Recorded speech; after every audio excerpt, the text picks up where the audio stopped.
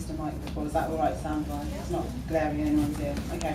And I helpfully haven't printed out my stories. It's in really small type, so excuse me if I squint and do all that kind of stuff. Okay.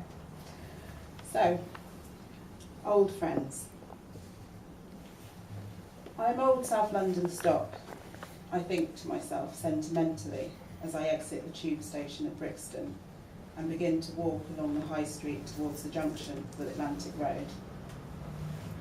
I notice that gentrification has begun to chisel away at the landscape of my youth, but there is still some familiarity and comfort in the hodgepodge, rinky-dinky establishments of the Atlantic Road market. I feel confident that this hive of businesses will resist the onslaught. But what do I care?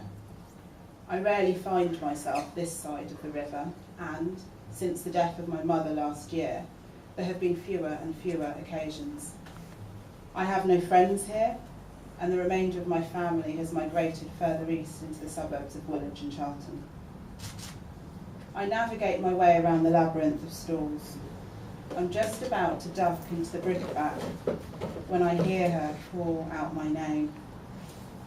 I plant a smile on my face and turn around to greet her. It's Ruth. She is not a friend, just someone that I know, but I'm not going to get out of this without having a drink with her.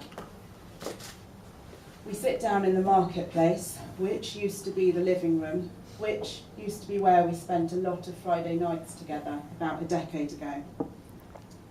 After only a stir and a sip from my half of our 2-for-1 cocktail deal, I can feel the conversation shifting from polite noises to the start of the familiar conversational duet that we perform every single time we catch up.